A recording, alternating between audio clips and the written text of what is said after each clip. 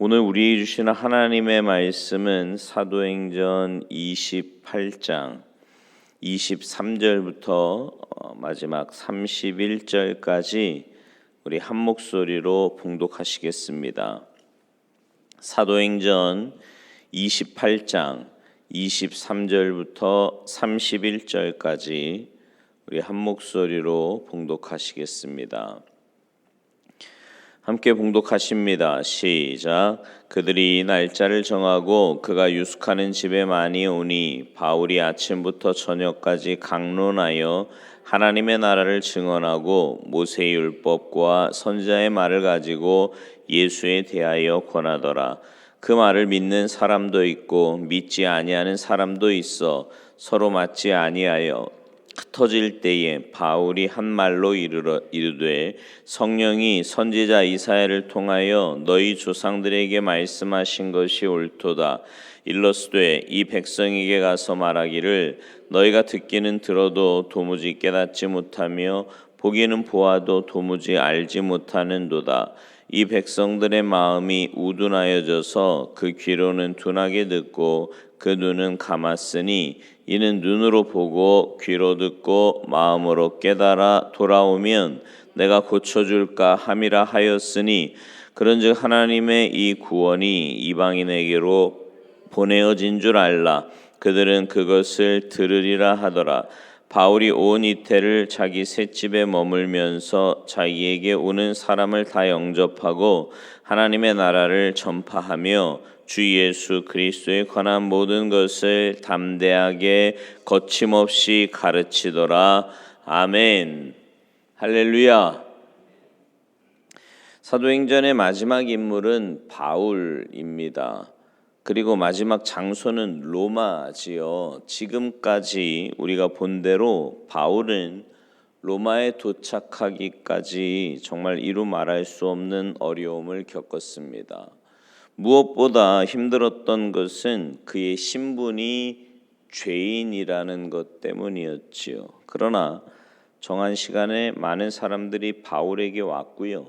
오늘 본문 23절 말씀처럼 바울은 아침부터 저녁까지 강론하여 하나님의 나라를 증언하고 모세의 율법과 선지자의 말을 가지고 예수에 대해서 권했습니다.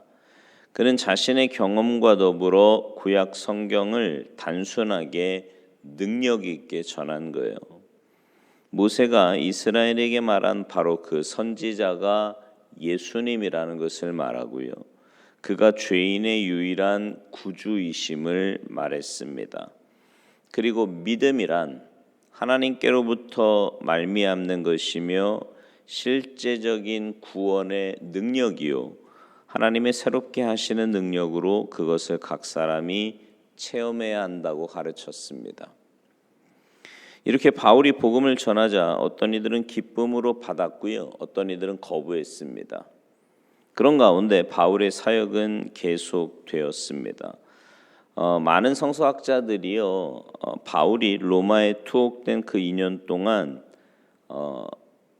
옥중서신을 썼다 이렇게 추정을 합니다. 빌립보서, 에베소서, 빌레몬서, 골로새서 이 네 개를 말이죠. 빌립보서는 바울이 빌립보 교회로부터 물질적인 후원을 받은 후에 기록을 했습니다. 빌립보 교회는 믿음의 아버지인 바울이 감옥에 있다는 소식을 듣고 에바브로디도 편에 선교 헌금을 보냈습니다. 또한 바울은 비록 쇠사슬에 매여 밤낮을 보내고 있었지만 지난 선교의 경험을 돌아보았어요. 특히 에베소서에서의 3년간의 사역을 통한 그 열매와 밀레도에서 에베소의 장로들과 만난 것을 추억했습니다. 그래서 기록한 것이 에베소서지요. 골로새서는 에베소서와 성격이 비슷해서 쌍둥이 서신이다 이렇게 불렀습니다. 그리고 바울은 거기서 노예 출신인 빌레몬에게도 편지를 썼습니다. 많은 학자들이 바울이 로마에서 2년간의 감옥 생활을 한 후에 석방이 되었고요. 석방되자마자 그는 마게도냐와 아시아로 갔다 이렇게 추정을 합니다. 그는 그 지역의 교회들을 방문했을 거라는 거죠. 그리고 나서 바울은 그레데로 가서 그레데 지역의 교회를 세웁니다. 이것은 목회 서신에 이 지역들이 언급되었기 때문에 가능한 추측들이에요. 여러분, 바울을 보세요. 하나님은 바울을 로마로 인도하셨고요. 거기서 그는 자신이 할 수 있는 전부를 쏟아 부었습니다. 그리고 로마에서 석방된 이후에 여전히 복음을 위해 달리고 또 달렸어요. 이건 우리도 마찬가지입니다. 하나님은 여러분을 당신이 목표하신 대로 인도하실 거예요. 비록 그 과정에 수많은 어려움이 생긴다고 해도 여러분의 믿음이 흔들리지 않는 한 문제는 없을 겁니다. 즉, 성도 여러분의 인생 항해는 많은 어려움이 있을 게 분명해요. 제가 늘 말씀드리지만 예수 믿는다고 어려움 없고 뭐 그런 거 아니에요. 우리의 삶에도 똑같은 어려움도 있고 문제도 많이 있을 겁니다. 그러나 그보다 더 분명한 사실은 하나님께서 여러분을 목적지까지 인도하시는 일을 결코 포기하시지 않는다는 사실입니다. 때로 만물의 찌꺼기처럼 여김을 받는 상황을 만날지라도, 때로는 광풍을 만난 것 같은 절망 속에 빠질지라도, 때로는 독사에 물려서 죽음을 눈앞에 둔 그런 상황에 처할지라도 하나님의 약속을 굳게 잡고 흔들리지 않는 믿음으로 살아간다면 무난히 종착점에 도달할 거다 이 말이에요. 바울은 일반적인 사람들이 평생 경험하지 못할 다양하고 심각한 삶의 위기 상황에서 주님을 경험했고요. 그때 그가 만난 주님은 위기보다, 세상보다, 사람보다, 권력과 권세보다 더 크고 강한 분이었습니다. 그래서 그는 더욱더 그 주님과 그의 복음을 붙잡았어요. 그래서 세상의 학문이나 경륜으로 말하려 하지 않았고요. 오직 예수 그리스도에 관한 것만을 말하게 되었습니다. 그래서 그가 로마에서 하나님의 나라를 전파하고 주 예수 그리스도에 관한 것을 가르칠 때 그 많은 사람이 없었고 그는 담대하게 거침없이 전했던 겁니다. 이게 사도행전의 끝이에요. 이런 내용으로 사도행전이 끝나지만 어느 성서학자도 또 어떤 설교자도 사도행전을 마감된 책으로 보지 않습니다. 한결같이 사도행전은 계속 진행 중이다 이렇게 말을 해요. 여러분 그런 말 들어보셨죠? 사도행전은 진행 중이다. 계속 기록 중이다 이 말이에요. 그렇다면 오늘 본문 이후에 사도들과 성도들과 교회의 상황은 어떠했을까요? 결론부터 말하면 로마에 가서 거기서 죽을 각오로 복음을 전하고자 했던 바울처럼 또 다른 사도들처럼 다른 성도들처럼 그들만의 로마로 갔고요. 거기서 복음을 전하다가 순교했습니다. 그들이 간 곳은 예루살렘을 중심으로 동서남북 사방이었고요. 당시 세계에서는 땅끝으로 여겨지던 곳들이었습니다. 그렇게 그들은 거기로 갔고 거기서 복음을 전하다가 그들의 사도행전을 끝냈습니다. 그리고 그 이후에 주님의 교회는 세계 전역에 세워졌고 주님의 이름은 온 땅에 충만하게 되었습니다. 여러분 지금까지 우리는 12 사도들과 바울과 초대교회 성도들의 이야기를 사도행전을 통해서 보았습니다. 그리고 그 이후에 이름도 없는 수많은 바울들이 그들만의 땅끝으로 가서 복음을 전했고요. 그 결과 오늘 저와 여러분이 여기에 있다는 것도 알았습니다. 그리고 많은 학자들과 설교자들이 한결같이 들려주는 말은 사도행전은 지금도 진행 중이다. 지금도 기록 중이다. 이 말입니다.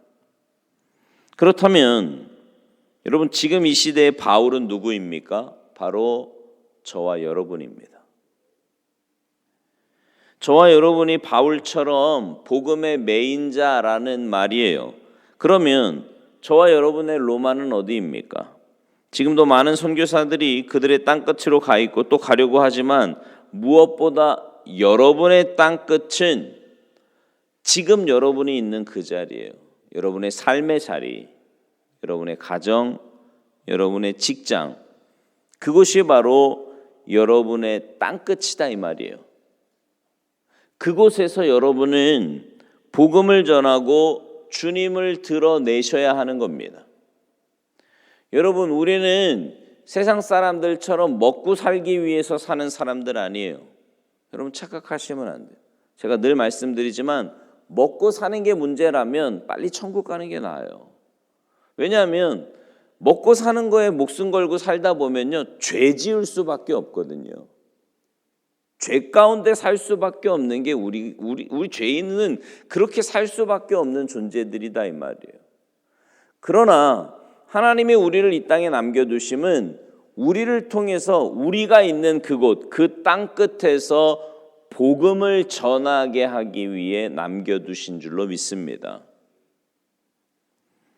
여러분의 직장이 땅끝이고 여러분의 가정이 땅끝이라는 사실을 늘 기억하셔야 돼요. 그리고 무엇보다 저와 여러분은 한국 교회 한 시대 끝에 서 있습니다. 이 끝에서 땅끝 시대 끝에 선자의 사명을 잘 감당하지 못하면 한국 교회는요, 어쩌면 정말 문을 닫을지도 몰라요. 그리고 여러분, 아직도 기록 중인 사도행전에서 여러분이 기록하고 있는 건 뭡니까? 여러분의 일기 혹은 전기가 신사도행전이에요. 지금까지 여러분의 일기에 적힌 내용은 뭡니까? 그냥 자질구레한 삶의 일상입니까? 물론 그것도 중요해요. 그러나 주님이 바라시는 것은 여러분의 일기가 바울처럼 주와 복음을 위해 전력을 다하는 겁니다. 그럴 때 비로소 여러분의 삶은 신사도행전이 될 것이기 때문이에요. 여러분이 기록하는 하루하루가 새로운 사도행전이다 이 말이에요. 그런 사명을 가지고 사셔야 돼요. 내가 오늘 살아가는 이 한날의 삶이 새로운 사도행전을 쓰는 거다. 여러분 천국 가면 그거 다 볼 수 있지 않겠습니까? 사랑하는 성도 여러분, 바울처럼 복음의 메인자로 삽시다. 아멘. 바울처럼 다른 사도들과 초대교회 성도들처럼 땅끝에 서자고요. 그리고 거기서 주님의 복음을 외치며 삽시다. 그러면 여러분의 땅끝은 끝이 아니라 또 다른 시작이 될 줄로 믿습니다. 여러분으로 인하여서 여러분의 뒤를 따르는 사람들은 복된 길, 은혜의 길을 가게 되는 거예요. 우리 앞에 누군가 복음을 전하고 우리를 구원의 길로 인도한 사람이 있었기에 우리가 이렇게 복된 삶을 살 수 있는 것처럼 여러분의 그런 믿음의 삶을 통해 여러분 뒤에 오는 사람들이 은혜의 길, 복된 길에 들어서게 될 줄로 믿습니다. 바라기는 여러분을 통해 사도행전의 역사가 계속되고 여러분의 삶을 통해 새로운 사도행전이 기록되는 은혜의 역사가 있게 되기를 주님의 이름으로 축원합니다. 기도하시겠습니다. 하나님,